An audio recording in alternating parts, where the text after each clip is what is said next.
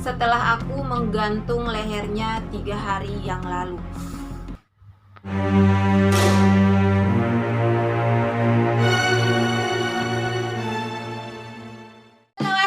Selamat datang di channel aku. Perkenalkan, nama aku Fitri.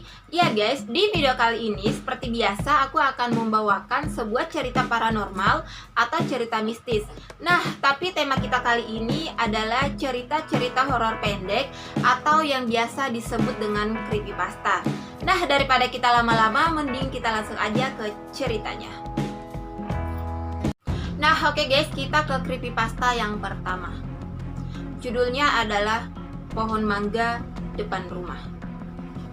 Gara-gara pohon mangga yang ditebang beberapa hari yang lalu, supir ayahku, Pak Anwar, jatuh sakit dan meninggal dunia kemarin malam. Papa dan Mama juga sering digangguin sewaktu dia tidur. Baksonya yang baru pulang dari kuliah luar kota juga mengalami hal yang mengerikan. Seorang gadis menempel di langit-langit rumah sambil ongkang-ongkang kaki.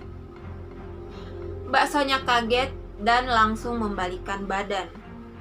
Saat itu juga gadis itu sudah tidur di sebelahnya dan berbicara, "Kenapa kamu tebang rumahku?"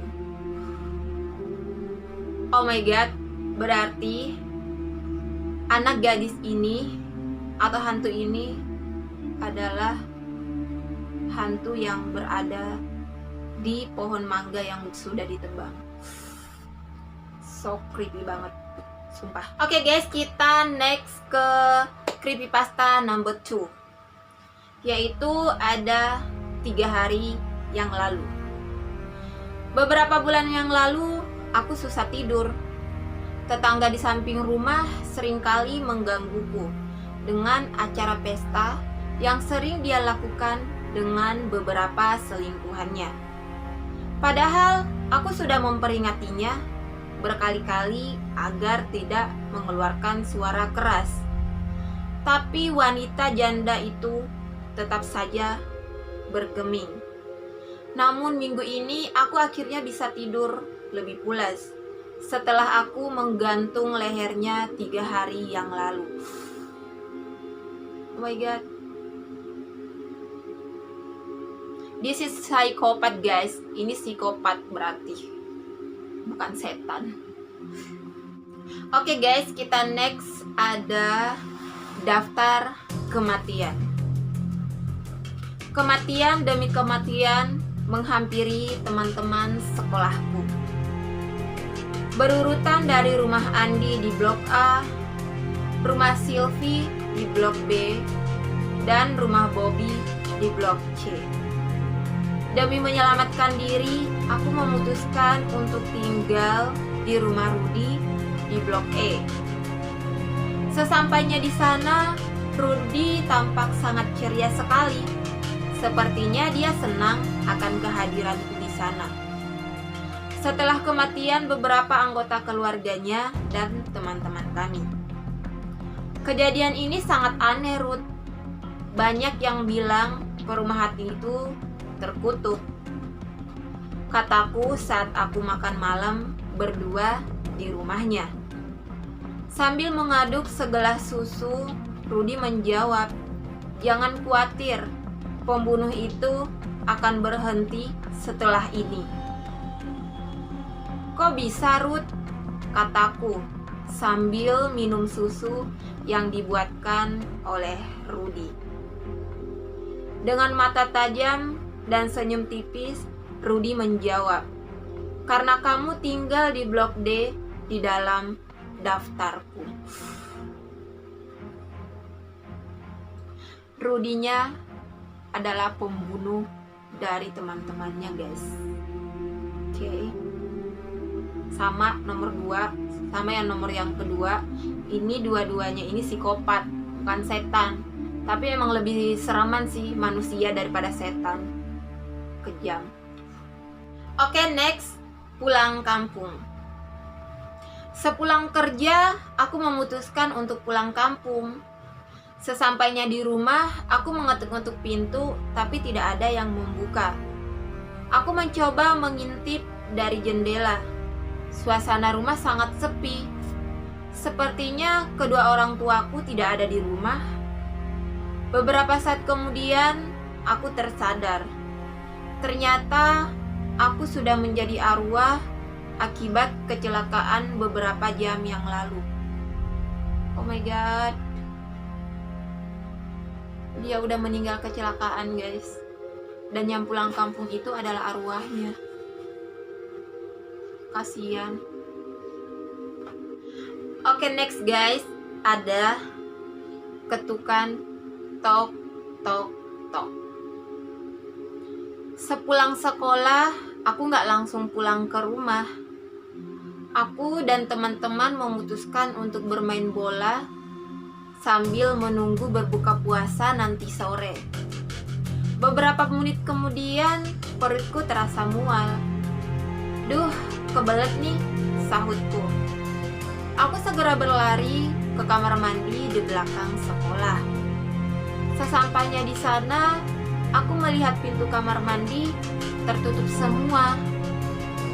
Aku ketuk satu persatu, tapi dari dalam gak ada yang membalas. Sepertinya penuh, sahutku dalam hati.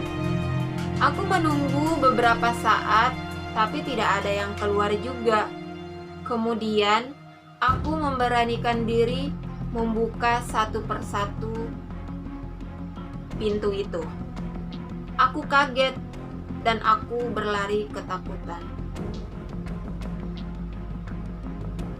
Berarti tadi yang ada di dalam toilet itu hantu.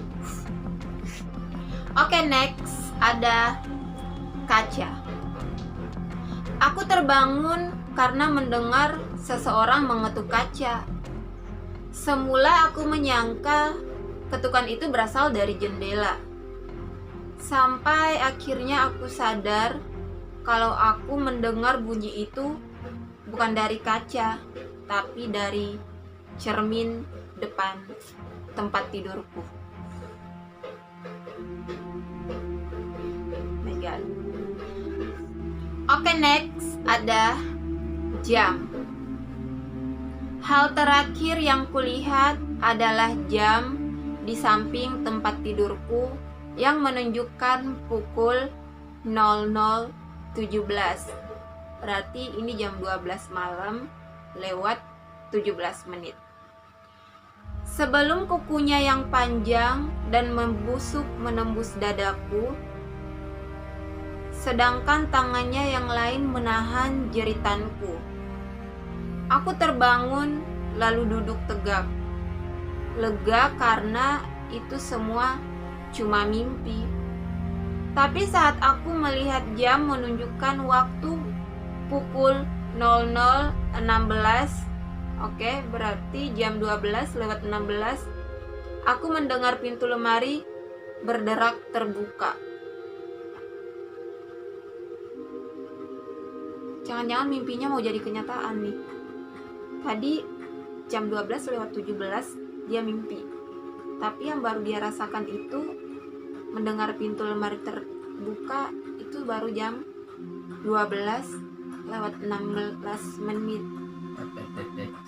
Oke, next guys, dan ini kita sudah sampai di cerita terakhir, yaitu ada kolong tempat tidur. Saat aku menyelimutinya di tempat tidur, ia berkata, "Ayah, periksa apa ada monster di kolong tempat tidur." Aku menengok ke kolong tempat tidur dan aku melihat ia yang lain. Di kolong tempat tidur itu menatapku sambil gemetaran dan berkata, "Ayah, ada seseorang di atas tempat tidurku."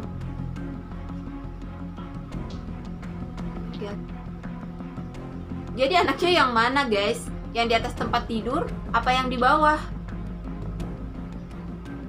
Yang tahu coba komen di bawah. Nah, oke guys, itu dia cerita creepypasta kita hari ini. Menurut kalian gimana, guys?